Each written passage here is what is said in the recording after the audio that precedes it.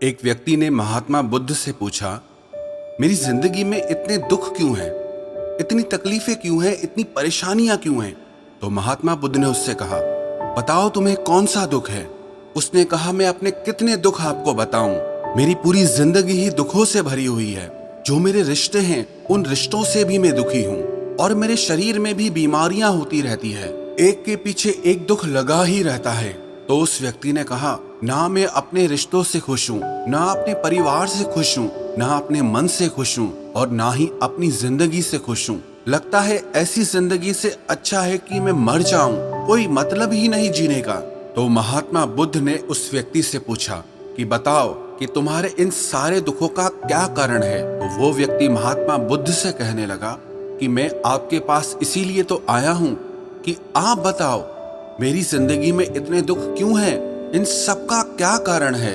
महात्मा बुद्ध ने उस व्यक्ति से कहा, जरा गहराई से सोचो, विचार करो, देखो कहाँ है तुम्हारा दुख, क्या कारण हो सकता है तुम्हारे दुख का। उस व्यक्ति ने बहुत सोचा, पर जब उसे कुछ समझ नहीं आया तो बुद्ध ने उसे उत्तर दिया कि तेरे सारे दुखों का कारण तू ही है। तेरे मन की आसक्ति है, तेरे मन का मोह है।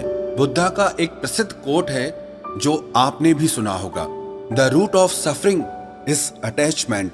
आपके सारे दुखों का कारण आपका मोह है, आपके मन का अटैचमेंट है, आसक्ति है। तो उस व्यक्ति ने बुद्ध से कहा कि मैं समझा नहीं कि मेरे मन का मोह हर दुख का कारण कैसे हो सकता है। तो महात्मा बुद्ध ने उसे 3 छोटी छोटी कहानियां सुनाई। पहली कहानी, एक व्यक्ति पेड़ से चिपक कर चिल्ला रहा था कि कोई मुझे बचाओ, कोई मुझे इस पेड़ से छुड़ाओ, इस पेड़ ने मुझे पकड़ लिया है। तो वहां से एक गुरु और शिष्य गुजरे। उस शिष्य ने अपने गुरु से कहा कि गुरुदेव, इस आदमी की मदद करनी चाहिए, ये इस पेड़ से चिपक गया है, इसे छुड़ाना चाहिए। तो उसके गुरु ने अपने शिष्य से कहा कि इसकी मदद कोई नहीं कर सकता। तो वो शिष्य हैरान होकर पूछने लगा कि ऐसा क्या है कि इसकी कोई मदद नहीं कर सकता। तो गुरु ने कहा कि इस व्यक्ति ने खुद ही पेड़ को पकड़ लिया है और जिस इंसान ने खुद किसी चीज को पकड़ा हुआ है उसे कौन छुड़ा सकता है, उसे कौन बचा सकता है। ऐसे ही बुद्ध ने कहा कि तुमने भी सारे दुखों को खुद ही पकड़ा है कि ये मेरा है, ये छूट ना जाए, ये मेरे पास रहना चाहिए, ये मुझे मिलना चाहिए। और तेरे सारे दुखों का कारण ये मैं और मेरे का बंधन है। फिर बुद्ध ने उसे दूसरी कहानी सुनाई कि जैसे एक मकड़ी वो खुद ही जाला बुनती है और जाला बुनते बुनते एक दिन ऐसा आता है कि वो उस जाले में खुद ही फंस जाती है। वो चाह कर भी उस जाले से बाहर नहीं निकल पाती है। ऐसे ही तूने भी अपनी जिंदगी में कितने ही रिश्ते बनाए हैं, कितनों से मोह लगाया है, कितनों को अपना माना है और उनमें मोह रखने के कारण आज वो तुझे दुख दे रहे हैं। सारी दुनिया में कुछ भी होता रहे, हमें दुख सुख नहीं होता है। हमें दुख सुख कब होता है? जब हमारे अपने के साथ कुछ होता है या हमारा अपना हमारे साथ कुछ करता है। फिर महात्मा बुद्ध ने उसे तीसरी कहानी सुनाई कि शहद से भरे एक पात्र में एक उड़ती हुई मक्खी घुस जाती है।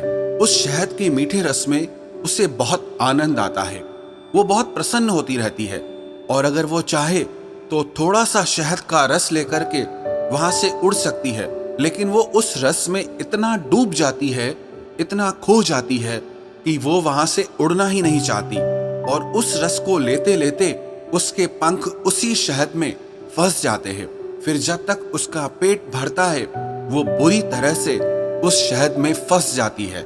फिर वो वहां से निकलने की बहुत कोशिश करती है, आगे जाती है, पीछे जाती है, दाएं जाती है, बाएं जाती है, पर वो वहां से उड़ नहीं पाती है, वो फंस जाती है उसी में ही।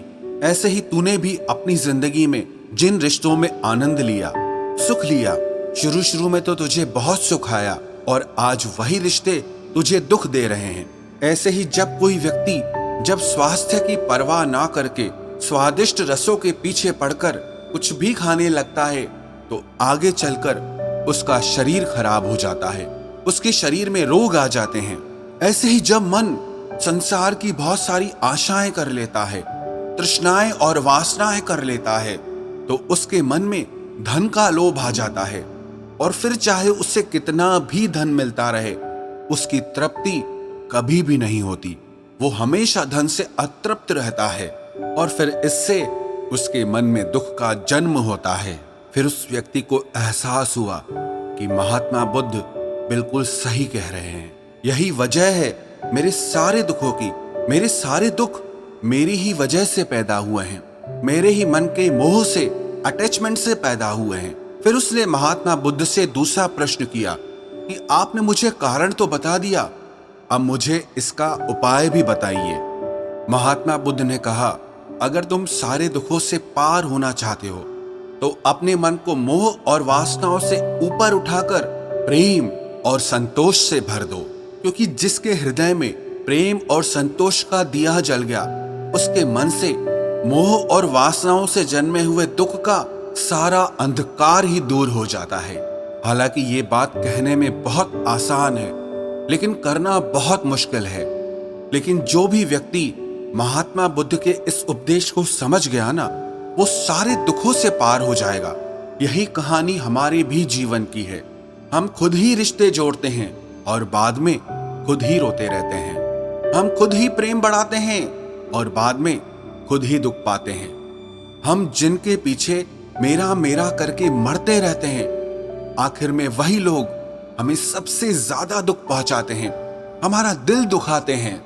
जिनकी खुशी के लिए हम कुछ भी करने को तैयार हो जाते हैं, जिनकी खुशी के लिए हम अपनी सारी जिंदगी कुर्बान कर देते हैं, आखिर में वही हमारे जीवन में दुखों का अंधकार भर देते हैं।